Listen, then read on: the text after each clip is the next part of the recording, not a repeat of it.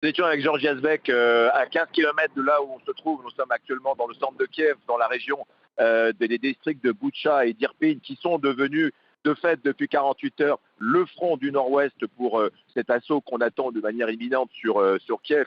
Et là, on a vu évidemment, c'est assez d'ailleurs tragique et dramatique, et bien le scénario habituel, Moscou qui demande ou qui impose des corridors humanitaires et qui est d'accord pour ouvrir un cessez-le-feu. Et à la mi-journée, nous étions dans ces districts avec les convois d'une centaine de ces bus jaunes, des bus publics qui ont été réquisitionnés pour aller chercher des centaines de civils qui sont bloqués dans ces districts. Et bien à midi et à 13 heures, il y a eu des tirs de tanks, des tirs d'artillerie extrêmement importants. Il y avait des fumées noires tout autour de là où on se trouvait. Et donc, dans un chaos assez indescriptible, ces convois ont pu atteindre Boutcha et Irpin, le centre, et évacuer sous les tirs d'artillerie, je le répète, et la protection des forces de défense territoriale ukrainienne et l'armée ukrainienne, et bien tous ces civils. Donc dans ce secteur, 10 000 civils qui étaient toujours bloqués dans cette zone résidentielle qui est devenue vraiment un front, une véritable zone de guerre,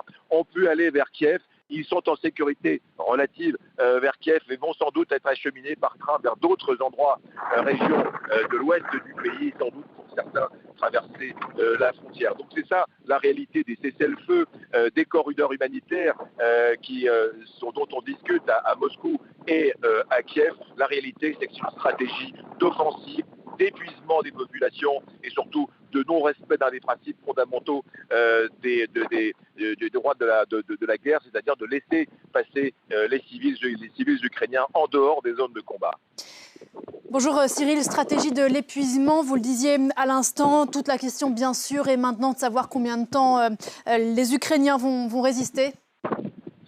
Effectivement, on est vraiment dans le syndrome de David et Goliath ici. Il ne faudrait pas évidemment aller trop vite, même si le long convoi et cette offensive qui avait été pensée par l'armée russe se voulait éclair. Il y a eu évidemment des écueils logistiques, on le sait maintenant, cette offensive ne sera pas aussi rapide que prévu, l'offensive piétine, mais pour autant, attention, puisque s'il y a une mobilisation extraordinaire, il faut le dire, de toute la population ukrainienne, une mobilisation des forces ukrainiennes pour résister, notamment pour cet énorme assaut symbolique sur la capitale Kiev, eh bien, les tanks russes sont à moins de 15 km de là où nous nous trouvons. Nous étions hier dans les districts de Boutcha et d'Irpin. Il y avait des combats extrêmement intenses, des maisons de civils qui étaient touchées par des tirs d'artillerie. Donc les tanks sont aux portes les tanks russes sont aux portes de Kiev. Et même s'il y a une grande mobilisation, encore une fois, du côté ukrainien et une résistance,